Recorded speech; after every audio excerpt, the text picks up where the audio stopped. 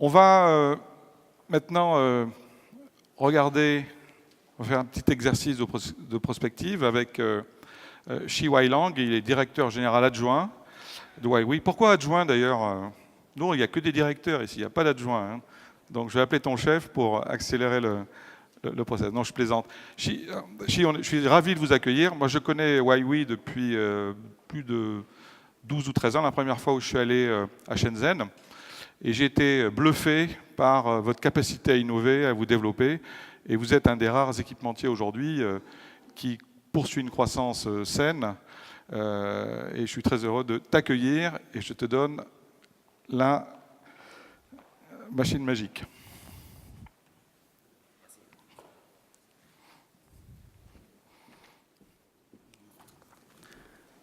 Merci François.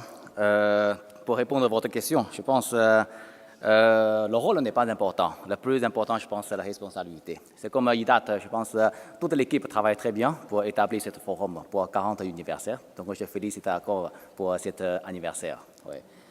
Donc, je pense que c'est ma première fois de participer à ce forum. Je trouve que c'est une très bonne plateforme qui permet, je pense, tout le monde de connaître et aussi partager les idées. Et surtout, je pense, partager aussi les responsabilités. Je pense que c'est le plus important. Ouais. Et j'ai remarqué aussi 3 choses qui sont vraiment importantes pour cette plateforme. Le premier, je pense, on communique sans fil. Maintenant, y compris le micro, y compris le téléphone, il n'y a aucune chose qui est avec le fil. Ouais. La deuxième chose, c'est la vidéo. Il y a beaucoup de gens, je pense, les speakers parlent avec les vidéos. Donc, ça veut dire que la vidéo, c'est vraiment la tendance, la prochaine vogue. Et le troisième, c'est la communication.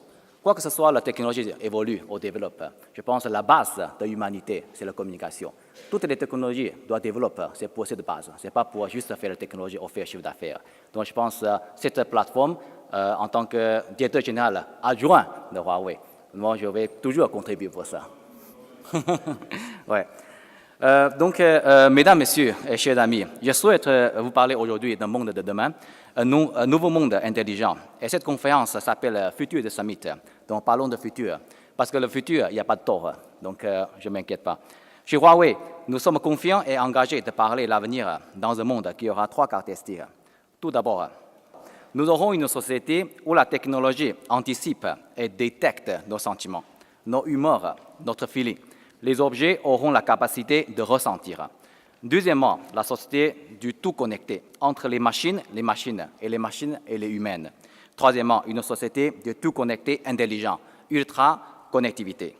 Donc, ce sont les caractéristiques du futur monde intelligent. Alors que l'humanité évolue, Huawei se positionne comme facilitateur et un pilote du monde intelligent. Ce voyage dans un monde intelligent, cette révolution n'est pas celle qui vient de commencer aujourd'hui. Non, elle a commencé il y a plusieurs années.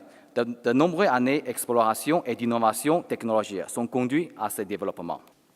Si nous regardons en arrière, dès 1995, Siemens a réalisé la première connexion de machine à machine. C'était il y a 22 ans. Aujourd'hui, il y a plus de 8 milliards de connexions IoT à travers le monde.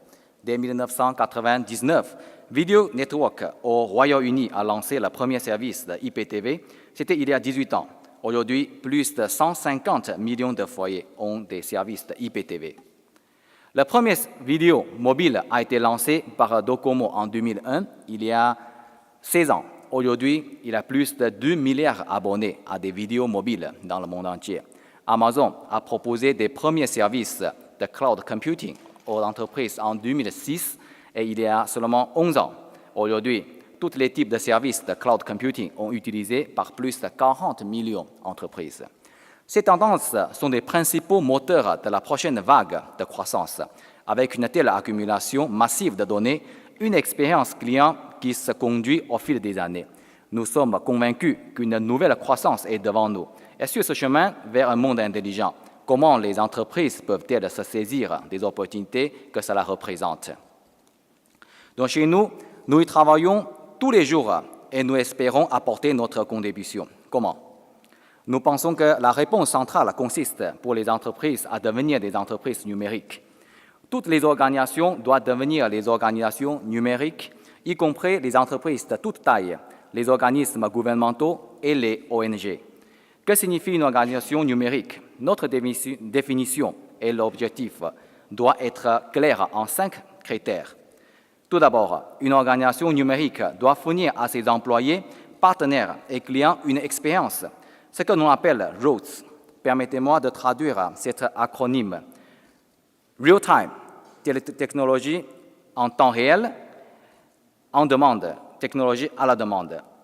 Online, technologie tout en ligne, DIY, do-it-yourself, et social. Oui. La formation. Il est crucial pour les organisations de former ses salariés. Le manque de culture numérique ou de sensibilisation est un des freins principaux pour la formation, pour la transformation numérique, ainsi que le manque de compétences internes. Troisièmement, une organisation numérique a besoin d'innover avec une plus grande souplesse, une plus grande agilité, afin de répondre plus rapide aux besoins en constante évolution des clients de la technologie. Syntec numérique rappelle que 59% des entreprises justifient un investissement dans le numérique pour accélérer le time to market et être le plus agile. Quatrièmement, une organisation numérique a besoin d'un écosystème sain. Dans l'ère numérique, aucune entreprise ne peut survivre seule. La cinquième caractéristique d'une organisation numérique est la capacité à réaliser des opérations intelligentes, tirant parti des technologies telles que le big data et l'intelligence artificielle. Il permet la prise de décisions automatisée. Dans le monde intelligent, ce monde en préparation, plusieurs chantiers majeurs pour Huawei sont en cours et vont transformer de notre monde. Voilà. Tout d'abord, parlons des smartphones. Personne ne sait quelle forme de futurs smartphones prendront.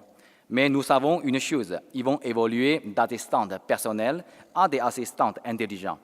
On regarde les progrès. Les téléphones, depuis plusieurs années, nous les avons d'abord utilisés pour faire des appels, puis des appels et des textes. De notre jour, les téléphones permettent toutes sortes d'applications qui rendent la vie plus facile et un travail plus efficace. Il y a 20 ans, on passait des appels uniques en fixe. Aujourd'hui, mon enfant de 8 ans regarde YouTube, joue le Pokémon en ligne, fait des amis avec WeChat, et ma femme peut faire aussi des achats sans aller au magasin. Je pense que c'est une bonne chose. Quelle évolution! Nous avons fait quelques expériences en ce sens. L'année dernière, nous avons lancé notre propre téléphone intelligent avec Ono Magic, dans le cadre d'un très grand effort de recherche qui confirme cette tendance. Deuxième chantier, la connectivité. Il est indispensable d'augmenter la bande passante et d'ouvrir une meilleure expérience en élargissant les débits, le pipe. Grâce à une meilleure bande passante, nous pensons que la vidéo sera centrale, omniprésente. Qu'elle que soit utilisée dans la communication, l'éducation ou la santé, nous voulons faire de la vidéo une part active de notre vie. Les clients veulent démultiplier les usages vidéo et ne pas uniquement utiliser la voix sur smartphone. Elle sera aussi et surtout utilisée à la maison, grâce au déploiement de la fibre sur toutes les devices à domicile. Enfin, le troisième chantier est l'accélération de la transformation numérique. Des enabling technologies dans l'industrie. Notre objectif est notamment aider l'industrie à tirer parti du cloud et permettre à toutes les organisations de passer au numérique. Seulement 38% des entreprises industrie françaises ont un projet de transformation numérique. Le cloud sera un modèle d'affaires de base à l'avenir pour tirer la valeur des données pour la production, la logistique, management de relations clientèle. Donc, une partie de notre stratégie consiste à proposer une plateforme unique pour accompagner la transformation de notre client. Avec ce nouveau monde connecté, avec des chantiers technologiques prioritaires, que sont les nouveaux smartphones, une accélération incroyable de la bande passante, avec la vidéo partout et une transformation numérique des entreprises. Je souhaite vous indiquer quelles sont les priorités des marchés que nous identifions. Le public cloud. Il est indispensable aujourd'hui d'accompagner le développement d'offres de public cloud. Huawei est engagé aujourd'hui à avoir une stratégie en 2 temps. En Chine, nous avons mis en place notre propre cloud public. Et nous travaillons également avec les opérateurs tels que Deutsche Telekom, Telefonica et Orange OBS pour proposer une cloud publique infrastructure. Le cloud est aujourd'hui une stratégie importante pour Huawei en tant que moteur de cette nouvelle économie et pour soutenir l'empowerment des opérateurs. C'est un modèle fondamental dans l'engagement avec les clients. Pour cette raison, nous sommes déterminés à construire une plateforme ouverte en open source et de travailler avec nos partenaires de l'écosystème. Sur la base d'une plateforme de cloud performante, nous pourrons mettre la transformation des industries. Seulement 38 des entreprises d'industrie en France ont un plan numérique contre 77% dans les secteurs de la banque et des assurances. Nous travaillons avec les opérateurs télécoms pour servir les industries clés et construire un écosystème de cloud public vertueux. L'objectif est d'accompagner la migration des entreprises dans le cloud, notamment sur les marchés mondiaux, pour les aider à gagner de compétitivité et performance. Ensuite, l'intelligence artificielle. C'est un sujet très en vogue. Pour Huawei, nous ne positionnons pas IA comme une nouvelle entreprise en elle-même ou une nouvelle industrie, mais plutôt comme une brique technologique permettant d'améliorer nos produits existants, nos solutions et nos services, afin que nous puissions créer une meilleure valeur pour nos clients. Nous allons également utiliser l'intelligence artificielle pour augmenter l'efficacité de nos futurs smartphones. Troisième, IoT est aussi un moteur de centrale de ce nouveau monde connecté. Nous avons eu une stratégie de IoT assez claire depuis plusieurs années. Nous fournissons d'abord une plateforme de gestion de connexion de IoT dans le cloud qui repose sur des années d'expérience dans les technologies de communication. Cette plateforme peut aider les opérateurs et nos partenaires à réaliser des connexions IoT sûres, fiables et efficaces. Elle fournit également des applications plateformes infrastructures spécifiques avec lesquelles nos partenaires peuvent développer des applications spécifiques à l'industrie. Ensuite, nous fournissons deux méthodes de connexion. Un des networks sans fil, à travers 2G, 3G, bien sûr 5G dans bientôt. L'autre est IoT Gateway, à travers Edge Computing technologie. Enfin, pour réaliser la valeur de IoT, obtenir un écosystème cohérent, nous pensons qu'il faut un système opération et chipset pour que tous les partenaires et les opérateurs télécoms puissent répondre aux besoins de IoT dans différentes industries verticales. Le dernier accélérateur que je souhaite aborder avec vous est bien évidemment le 5G. Ensemble de l'industrie et des consommateurs devront tout tirer parti de ce formidable bond de la 5G dès 2020.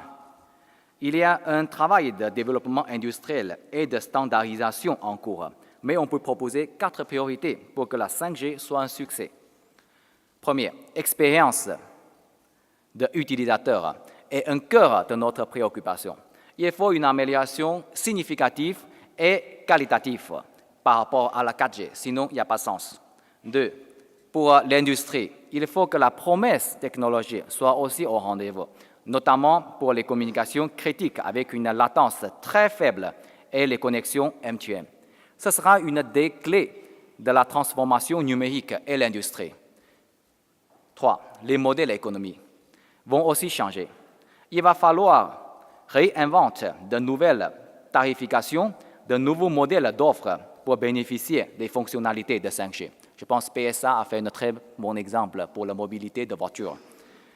Le 5G, quatrième, c'est le 5G, devra être pleinement intégré dans la société et devenir une utilité pour tous. Ce chantier devra associer toutes les parties prenantes, publiques et privées.